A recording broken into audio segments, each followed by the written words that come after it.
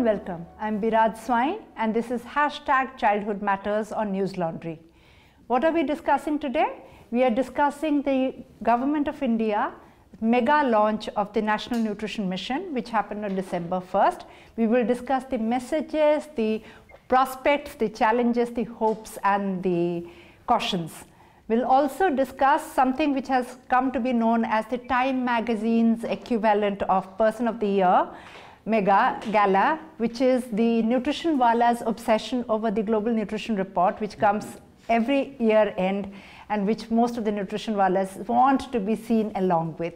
We'll also discuss the key messages of that and what it means for country in terms of India and what it means globally also. Who do we have today? We are honored to have Ms. Veena Rao. She's joining us via Skype from Bangalore. Actually not via Skype, we had a lot of multiple attempts and now we're taking her audio via phone, but she's been kind enough to give us time much after the office hours have closed. She is a retired IAS officer. She has been the Joint Secretary with the Nodal Ministry, that is the Women and Child Development Ministry from 1999 to 2004. Her last stint was she helmed the Department of Northeast Region as the Secretary, but she refuses to retire. And if you listen, you know that she's somebody who's hardwired not to retire. And she is now co-created the Karnataka Nutrition Mission and she's the advisor over there. Welcome, Veena ma'am. Thank you, Biraj. Lovely to be with you. Our first repeat panelist, Dr. Rajan Shankar, endocrinologist by training, public health expert, and currently leading the Nutrition Initiative at Tata Trust, is director of the Nutrition Initiative. And like I said in the last episode, he's actually one of the first Nutrition Walas who commissioned disaggregation of data of nutrition by marginalized identity groups much before disaggregation of data had become a norm. Welcome, Shankar. Thank you. And we've got Ms. Anjali Nair with a very vast and epic scope, like I was talking about Siddhartha Mukherjee's Emperor of Maladies. She's Vice President at Global Health Strategies in charge of India, Africa, hold your breath, emerging economies. She's also worked in Brazil, so that's Latin America. She is the most apt person to introspect along with us about the state of health and nutrition journalism and what could be and should be done better. Full disclosure, we invited Professor Lawrence Haddad from the Global Alliance for Improved Nutrition, one of the chairs of the Global Nutrition Report, to join us as part of the panel. We haven't heard from his office either a confirmation or a regret as we record this show. So the recently launched National Nutrition Mission says the headline messages are 9,046 crores of your and my taxpayers' money from 2017-18 to 2019-20. For a malnutrition-free India is the mega goal, but of course they're going to be managing and there are targets till 2022. The first focus is going to be 114 high-burden districts under focus. Convergence of all the programs which directly or obliquely impact nutrition, from water sanitation, food, livelihoods to PDS and food security. The monitoring accountability is fixed with the district collector for every single district, which is, I think, important. There's an ICT fetish, ICT, information technology and technology apps. Weight and height measurement at all Anganwadi centers, yes, that's news. They did not have it in all Anganwadi centers. They're going to roll out and ensure in all Anganwadi centers. Social audit, nutrition resource centers. Financing will be as per 50-50, where 50% will come from taxpayers' money, your and mine, public finance, and 50% from the World Bank or the pool of the multilateral development banks, which means Asian Development Bank, World Bank, or the new bank, the new development bank that the BRICS countries have also set up. The financing ratio will be 60-40 for central government and the state governments. For union territories, Northeast and union territories without their own dedicated assemblies, it will be 90-10. So 90% from the central government and 10% from their own allocation. The focus will be on stunting, anemia, low birth weight, and the goal is to reduce stunting by, hold your breath, 13% from NFHS 4, which is 2015-16, to 38% in NFHS 4 to 25% in 2022. So the ambition is to reduce it by 13% in the next 5 years. So Ma'am Rao, your initial thoughts on NNM and its focus? Actually not able to figure out too much, and from what has come out in that press Information Bureau handout, I did try to get a copy of the document, but I don't think it has yet been sent anywhere or come into the public domain.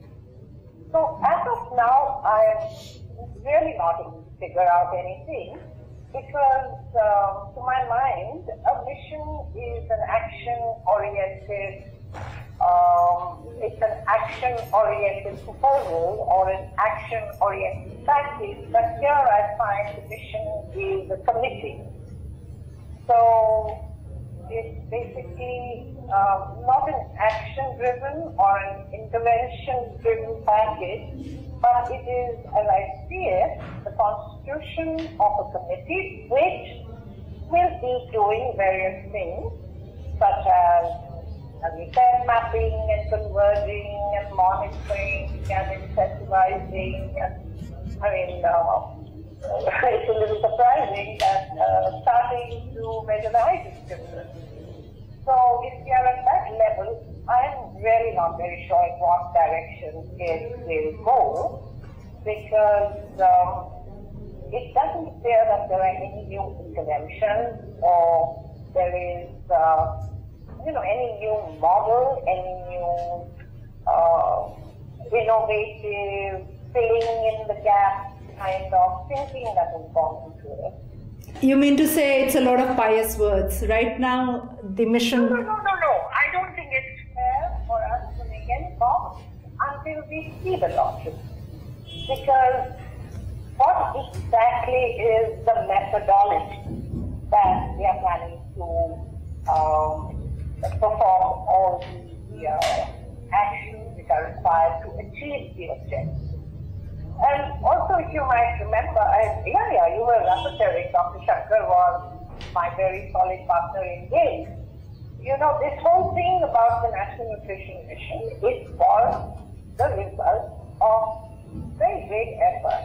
This was initiated from Bangalore, and I was very lucky that Justice Venkatacharya gave us his complete support and leadership.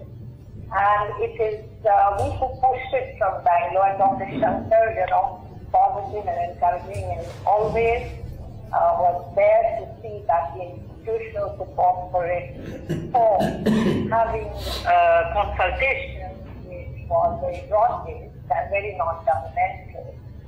He did it, he rapporteured it, and finally, it was Justice Venkatacharya who wrote to the finance minister, and what came out in the finance minister's budget, we can just read it out. What was said was a national program in mission mode. We'll talk about, ma'am, we'll talk about that, we'll come to that, about the how it all came about. But we must start from that, because it started from there. So that becomes the reference point, because this was the budget speech announcement. And it was in terms of a program, it was in terms of a strategy, methodology, costing timeline. But what has come now is the constitution of an apex body and a certain allocation of, as you said, 9,046 crores. And if you break that down for 3 years, amongst the districts, it comes to about, probably on an average of about 4 crores per district. And it would be very interesting to see how that is meant to be spent. So I honestly cannot give you a very confident opinion about this until I have looked the whole thing. Dr. Shankar, your initial thoughts? Initial thoughts on the mission? Yeah, I think, and the first thing, unfortunately I couldn't hear what Madam Veena Rao said very clearly. It's a pity, but I think it's a step in the right direction. It's a long overdue. At least it gives some sense of urgency, the commitment, an attempt at doing it in the mission mode conveys the government's commitment to get the job done. So far, that way it's a good thing to begin with. They'll get into that details later. So if not anything, it's actually putting the spotlight on. The mission is one way of spotlighting. Definitely. We've been asking for it for many years, and we're glad that the government has last come out with it. Anjali? So I agree with Dr. Shankar. I think it's really a step in the right direction. I also want to highlight that in 2013, a similar well, I wouldn't call it mission, but it was called a multi-sectoral nutrition program that was set up post the Hungama report. And there are several similarities to what has been announced by the National Nutrition Mission. They're also focusing on the 200, high burden or malnourished districts. And so they're talking about coordination, they're talking about a phased approach. So there's a lot that's similar. I think what I like about this is, of course, it's not saying let's throw the baby with the bathwater. It's taking that further on. When the ministers, and it was great that the finance minister sat with the health minister and the WCD minister made the announcement. And also they are talking about a comprehensive approach that includes food fortification, that includes ready-to-use therapeutic foods, that includes packaged foods for severe acute malnourished children. And it has some very fine people like Dr. Vinod Paul, Ms. Vinita Bali, who are helping the government put it together. So I think it's a step in the right direction. How it's going to be implemented, I mean, the devil does lie in the details. So one will have to wait and see how a program is designed based on this, particularly if you look at the states that continue to be a problem are Uttar Pradesh, Bihar, Jharkhand. So how they're going to work in the states where the systems are challenging remains to be seen. So just to, before we go any further, just to take this on and get it out of the way, there has been one of the criticism of this mission that it is underrepresented by civil society, and activists have been red flagging it and saying it has too much of food fortification industry wallahs in it. And you just took names of champions of that particular sector. So do you think this is seeing devils when none exist? Or do you think I think civil societies are really, it's a word that's kind of loosely phrased. So when you look, I am civil society, the industry is civil society, a political leader who's not in the government is civil society, media is definitely part of civil society. So let's not get into the civil society game. Let's look at what the mission is saying, what the document is saying, what the report is saying. Are we turning around and saying that iodized salt, which is salt fortified, and Dr. Shankar will say much more to it, was not required? So if we are saying that iodized salt is required, why are we saying that other fortified foods are not required? So I think we need to now move on, and we need to see what is a fully comprehensive program, what will target nutrition, what will make sure that our future populations, our young ones and our mothers and young girls are well nourished, and we need to do that. Let's not sidetrack the issues by saying civil society wasn't represented. If we disagree with the report, then let's criticize the report. So much more nuanced approach and not blanket listing certain actors. No, I think we need to look at the document, not the people who wrote the document, right? Absolutely. Yeah. Okay, what do you like best about this particular? So, Ma'am Rao, one of the things that it keeps talking about is the social audit and how it will bring transparency. While we are recording this particular episode, 68 right to information activists have been killed, which does not come under scrutiny as much. India has become the 14th most dangerous country to report from. Journalism has become a life-threatening profession in this country. So, and transparency overall, including the transparency legislation like the Right to Information Act, is rescinding. So the other criticism, like what Anjali was talking about, the blanket broad brushing of the term civil society, the other criticism of this nutrition mission has also been how social audit is minimally used, and it'll achieve hardly anything, considering the overall narrative is that the transparency itself is rescinding in this country. You have any thoughts on this? Well, when you say social audit, I presume you mean a scrutiny by the public, Aam Janta. The grassroots organizations or the grassroots leaders or something like that. Am I right? Yes, yes. Now here, unlike the NREGA, which was basically a very simple and maybe, it was basically a job-oriented thing. Somebody was supposed to do a job, somebody was supposed to get paid, and that was it. Right? Yes. This is an area where there is complete ignorance, whether it is at the level of the street worker, whether it is at the level even of the health staff, because this is a very hidden aspect. Malnutrition is a very hidden aspect of health. And the people themselves don't know that they suffer from it. They don't know why they have their particular manifestations of malnutrition. They don't know what to do. So, and the SHGs certainly don't know a thing about it. And by the way, neither professionals at the level of maybe taluk headquarters or district headquarters, there is no corpus of knowledge in the subject at the grassroots or even at taluk level. So, using the term social audit is certainly necessary because it shows a certain attitude towards the whole subject. But let me tell you, there is a complete absence of knowledge about the subject. And I think we must begin by giving information to the community, to the family, before we expect some results from social audit. And that's precisely the factor which I do not find anywhere, either in the nutrition strategy of the CIO or in the statement. But as I said, until one reads the entire document, it is not correct to give any form. So it becomes a matter of theory and to have the social audit, because you do not have a corpus of knowledge, you do not have a group of informed people. Right. You have actually, Anjali, had a Pan-Africa, Pan-India, Southeast Asia and Brazil portfolio.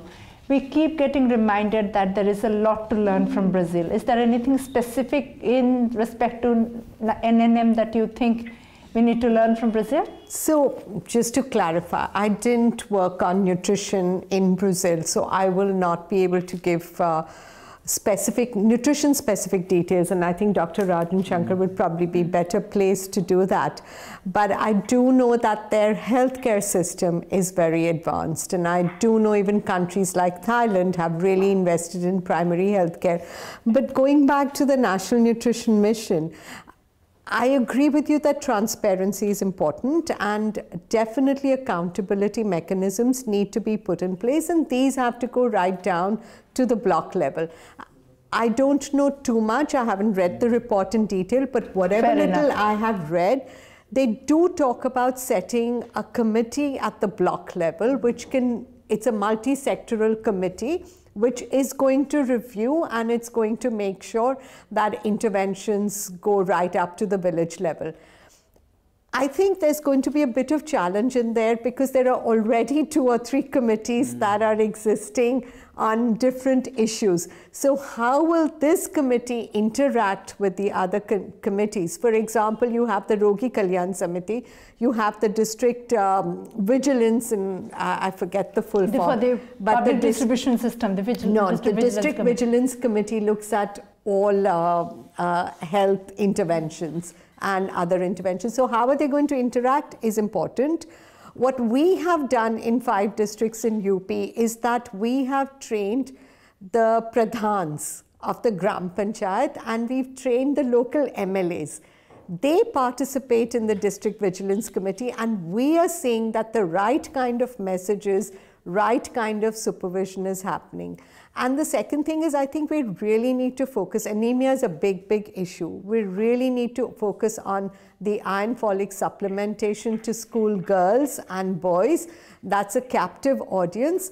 And that in itself is a challenge. It's just 30% coverage, whereas we can do so much more. Procurement and consumption issues plague that program. So for our viewers, Ravish Kumar actually did a systems analysis on the back of Gorakhpur tragedy, looking at the Comptroller and Auditor General report on anemia, and one of the things which was red flagged is exactly what Anjali is saying, the undersupply of anemia, especially considering the kind of burden of anemia that we, the undersupply of iron folic acid, which is like the most important intervention for anemia. Dr. Shankar, you have had, you've designed programs not just pan-India but in South Asia also. Anything particular that comes to your mind that you think which National Nutrition Mission could have included from your work at the state level in other countries of South Asia that you think National Nutrition Mission has missed out? I mean, Veena ma'am has listed quite a few, from what will a committee do, which I think even Anjali is echoing, to the fact that there was a policy. We seem to have regressed a bit. We haven't regressed. No, according to her, strategy is a step backward because we needed action. So that's what she was telling. It is an action plan. Anything that you feel that NNM could have included from the work? Yeah, you started it with some transparency. Yes. Actually, the whole plan is not out in the public domain as yet. Ah, right. You know, we have only a Press Information Bureau report. Yes, the Press Information Bureau release. That is true. Yeah. And then when you go in and look at, you have what Anjali referred to as that effort in 2013 when they put out a number of details. But as much as I know, I think this is a good attempt in the sense that they are looking at convergence at various levels. Not just convergence at the ministerial level, convergence at operational level, as well as convergence, you know, the financial and intersectoral convergence.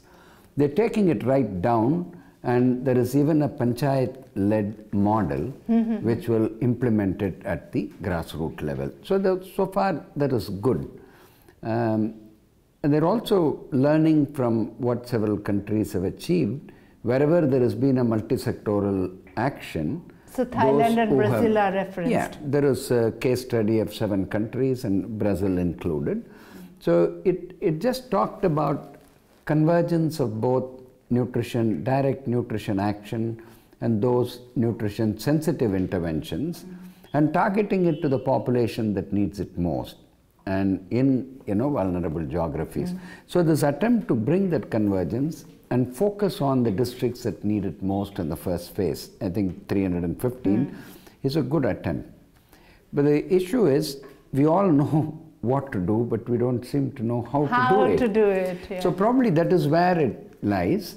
And with the kind of importance that is being given, setting up a monitoring system where they're trying to create dashboards and get information on a quarterly basis and report, these are good signs, but you'll have to wait and see.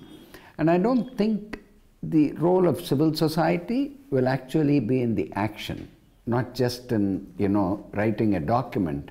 Yeah, and they will have a very big role to play, and we should all come together and play, and not, you know, cherry pick and say intervention A is not to be done, and so sector should not be involved.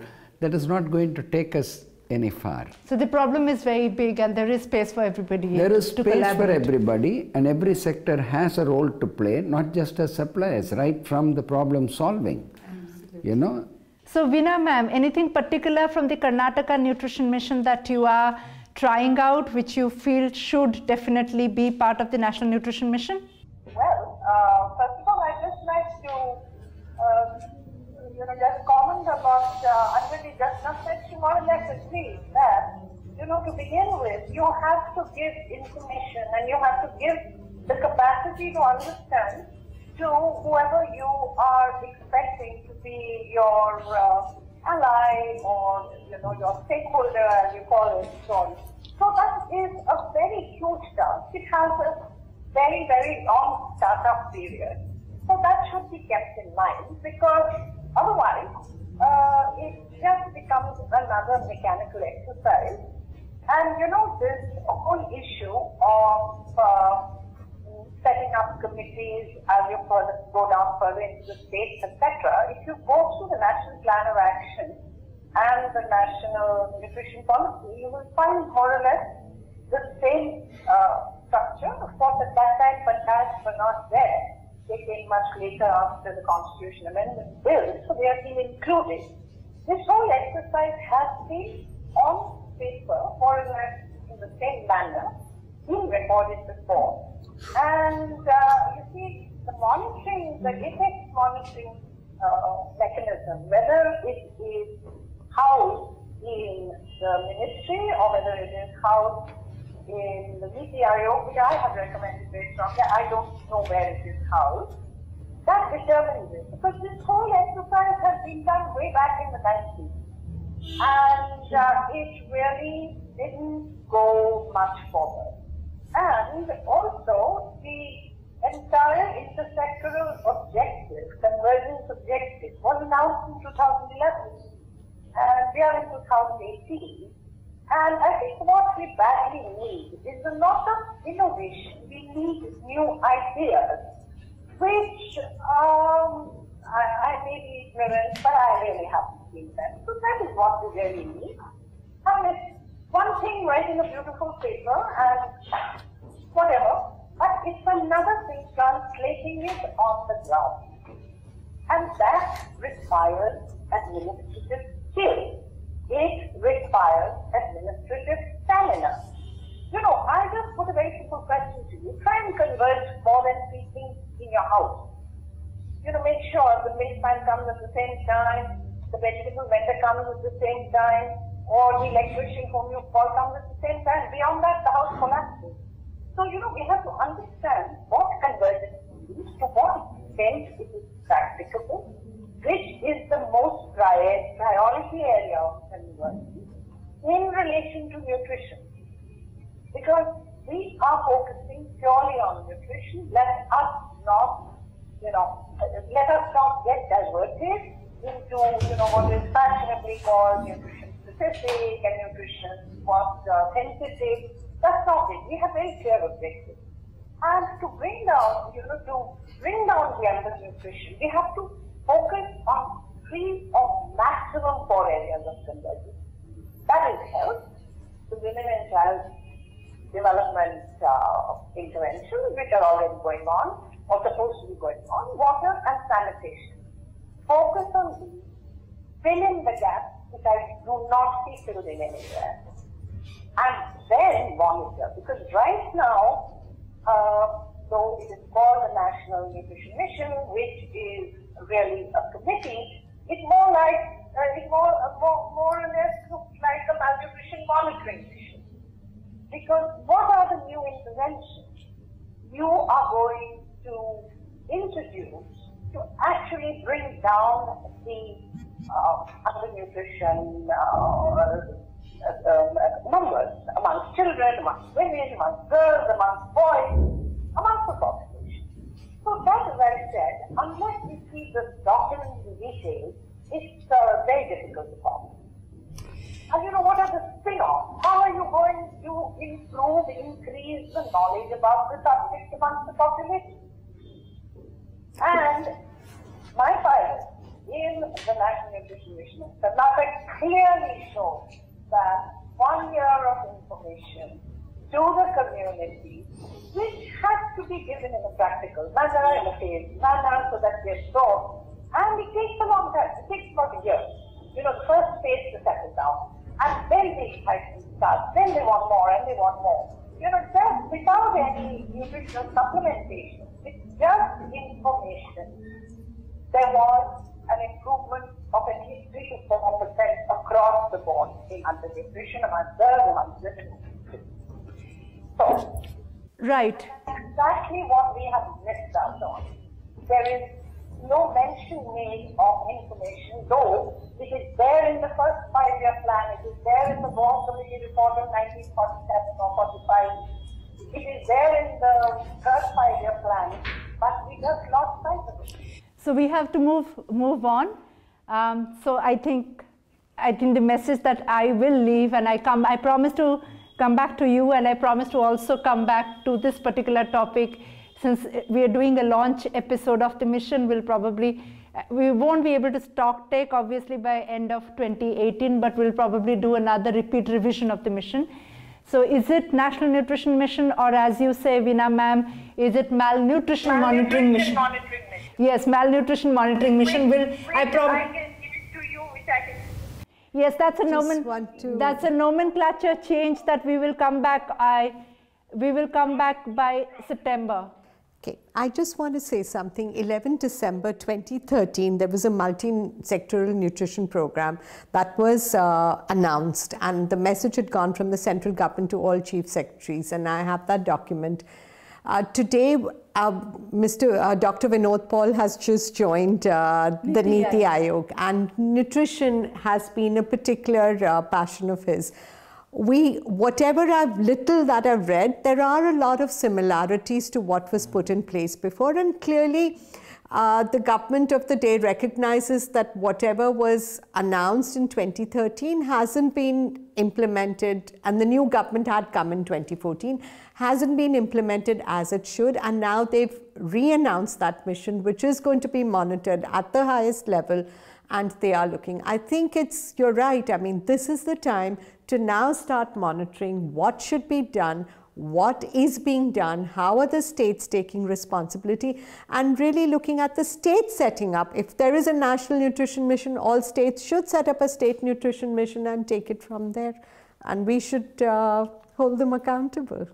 For our viewers, if you've heard of a scientist, a physicist, a conceptual, theoretical physicist, come philosopher called Kuhn, you know what he did? He started paradigmatic shift. I think we're going to be talking about, just to mess with our viewers and mess with this series, we will also talk about paradigmatic shift in nutrition programming and nutrition monitoring. Moving on, let's discuss the Time Person of the Year equivalent, the year-end gala for Nutrition Wallahs. It's called the Global Nutrition Report. It's come out in end October. The Global Nutrition Report 2017 talks about nourishing the SDGs, the Sustainable Development Goals. So it is not only about focusing on goal number 2.2, which is about eradicating all forms of malnutrition by 2030, but every single goal which is either contributing to or benefiting from malnutrition eradications, which means health, women's empowerment, education, hunger, all of those targets also, which is either directly or obliquely contributing or benefiting from it. It says that malnutrition affects 1 in 3 people globally, claims the lives of 3 million children under 5 annually. The State of Food Insecurity Report, which is another annual gala, shows decades of progress, but the number of undernourished people globally has increased from 777 million as of 2015 to 815 million, which is about 14% of the global population. So there's actually been an increase thanks to the refugee crisis, the global refugee crisis and the climate impact. It also highlights the gains, the decade of action from 2015 to 25, which basically, what has it done? It has, for all practical purposes, settled the debate between cognitive brain development, productive work, productive engagement, and nutrition.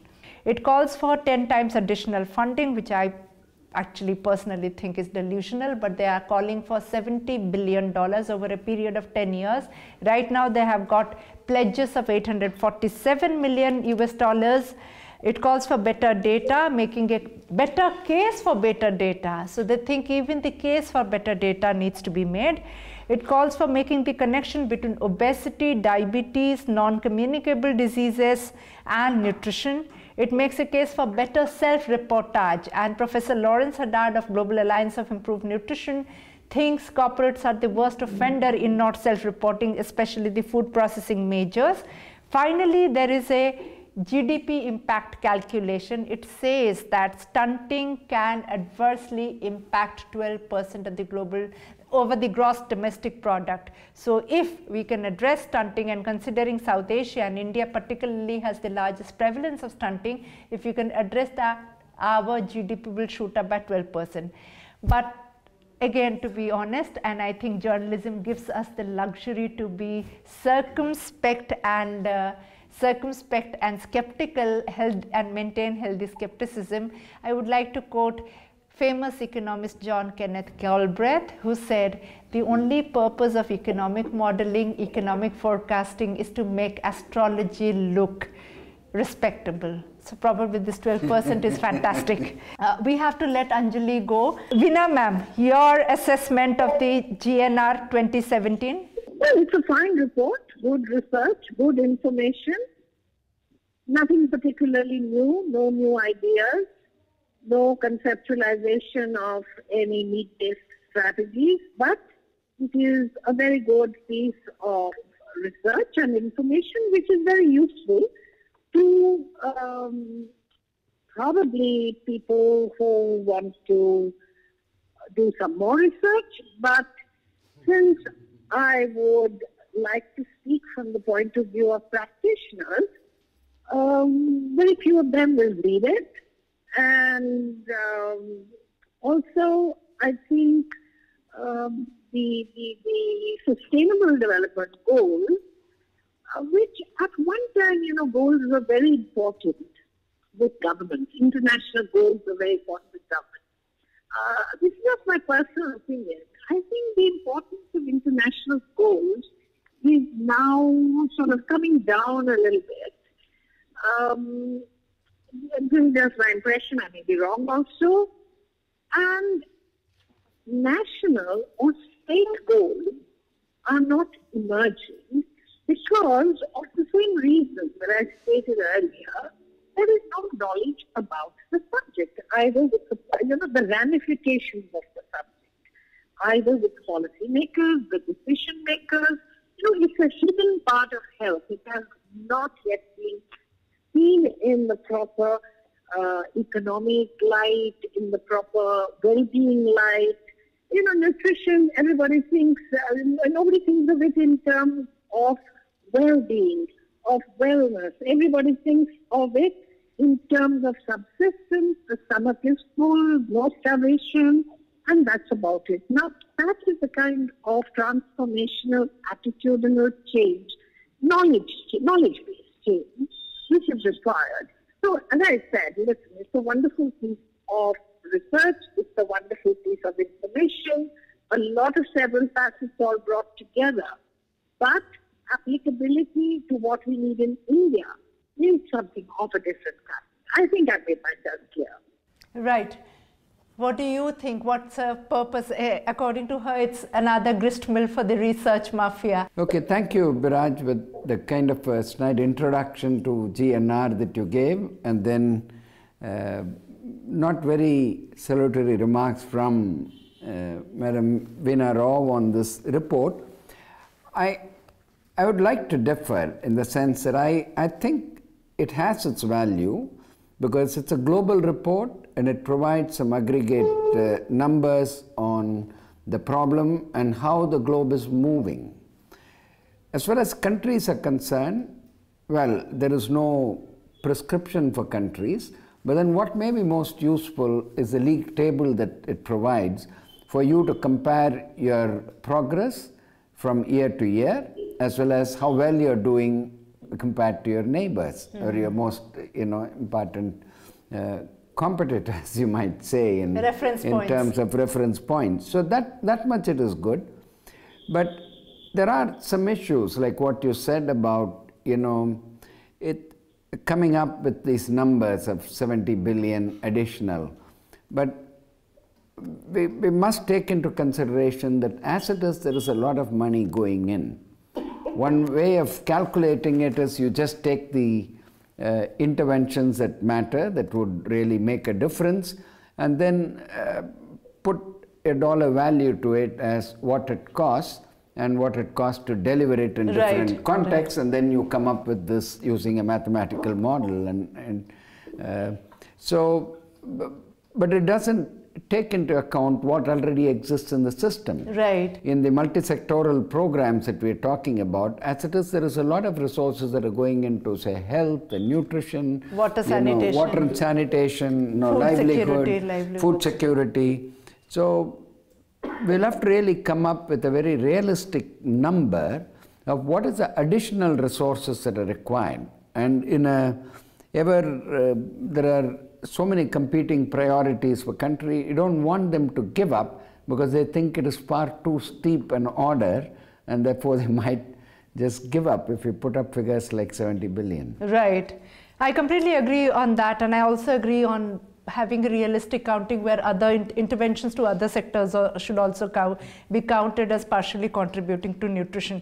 But actually the GNR says that because the costing for 4 out of 6 WHO World Health Assembly targets were available, so it can actually go up above and beyond $70 billion, which I think is again a bit delusional and greedy to a certain extent. No, I don't know what is the, I mean, we have to go into it. I think they've used the very powerful tools to arrive at that, though it might look very steep, but we'll have to study and then understand and probably demystify that and tell people why this 70 billion. After all, you know, in a country like ours, we are spending so many billions in just food security. So that number, global level, 70 billion is not that big, but we need to demystify it and say how.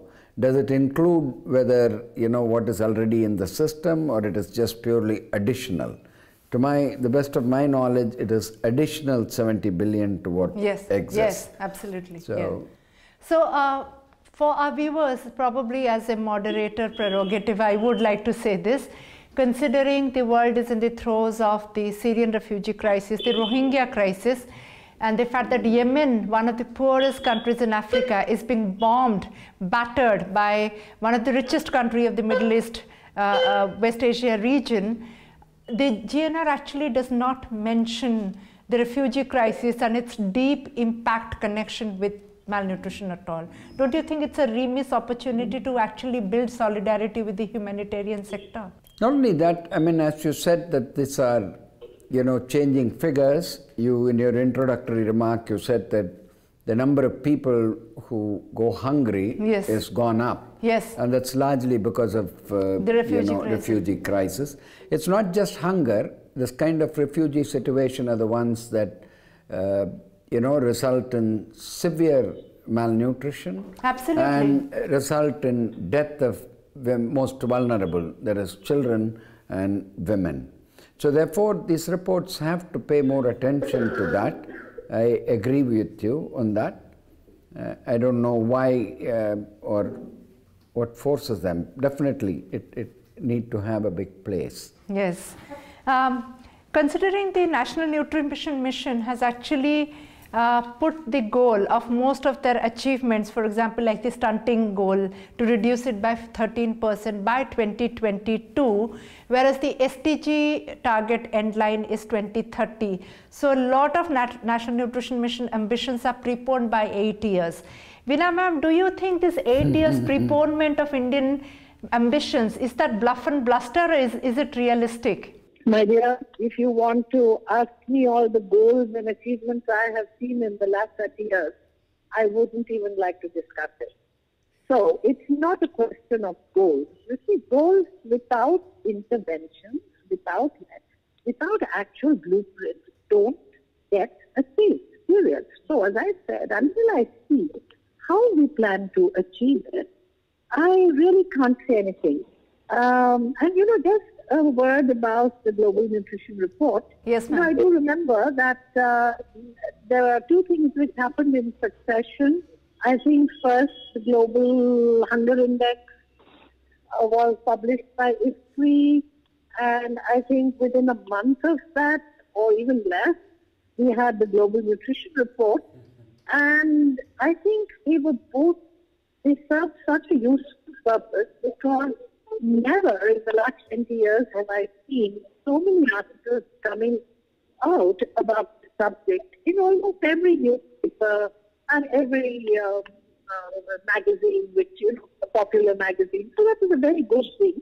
And I think a real discourse did start within government on this. But then, as usual, in my view, none of them really address the actual causes of this very high level of malnutrition in India. Even today, neither Niti Aayog has addressed it, neither the Nutrition Mission, because this is really not a nutrition mission. It's a nutrition committee or a committee for measurement of malnutrition. I mean, you take the rural health, that's a mission. It has intervention. It has a roadmap. It has consultation with each state and with the ministry for taking up state-specific interventions where they are necessary. Now, this is a justice committee, and I really cannot understand what the implementation strategy is. But I don't want to say anything until I see the actual document. And from what I gather, there is no additional worker. So who's going to do all of this? I mean, is it just... I honestly cannot understand who will do all of this if there's no additional worker. So, Dr. Shankar, what are your thoughts about this preponed timeline? Though they have taken up the most stubborn indicator. Theoretically, it is possible to reduce stunting at the rate of more than 2% per year. So that theoretically it is, it's achievable. We also know that in certain sections of our population, it is happening. And you look at, if you have a disaggregate figure, you know that in certain wealth quintiles, the higher wealth quintiles, certain states, we've seen this happening. The question is, for it to be achieved at an aggregate national level, we need to really have very focused, targeted action in geographies that have very high burden, and then target the most vulnerable population with a very clear plan and monitorable targets. Who will do it, Dr. Shankar? Who will do it? Yeah, I think the intent in this whole thing is that we have to do it, and it is a good thing in the mission is that it has been taken as a responsibility of multiple sectors. See, nutrition is basically ultimately the indicator of several programs happening well or not happening well. So this is not just the responsibility of one ministry, but it is multiple sectors that have to play their role. And if it is, so that convergence, along with convergence of nutrition sensitive and direct nutrition action, targeted to most vulnerable geographies and vulnerable population within that, is very likely we can achieve it. So nutrition, I think this is a really important point that Veena ma'am raised, and we need to have a deep dive on not just human resources for health, but also human resource for nutrition. So since we're talking about accountability, I really hope our viewers can hold us accountable. We'll come back to both the topics and hope we will get both Dr. Shankar and Veena Rao also. I would like to specially thank for all the trouble that Veena Rao has taken in not just staying back in office, but also taking this phone call on road to join us on this conversation, and Dr. Shankar for staying over hours to join us on this conversation. I could not have got a better panel, and I really hope we can get them back in this studio in person. This was our 8th offering on #Childhood Matters series. Thank you for joining us. A bigger thank you to our panelists actually. Big shout out to Shubham Mishra, our producer, Anil, our sound recordist who has gone through the biggest challenges today, Raman Kirpal, our managing editor, and Rameshwar, logistic coordinator. Big shout out to the International Center for Journalists, Washington DC, for my fellowship to do this dedicated series. The next offering most probably will from South Africa. Yes, I'm headed there to Johannesburg and Pretoria to look at interventions around childhood. And we shall meet in the new year. So wish you all a very happy new year, everybody in this room and all our viewers who've given us so much of love and encouraged us to go on into something as technical as this and to make it a public agenda. So let me leave you with a very powerful Irish proverb. May the best of your past be the worst of your future. Let that sink in. Please support independent media. Please support News Laundry. Help us to keep news independent so that you can decide what really matters and why childhood matters. This is Biraj Swai signing off. Happy New Year.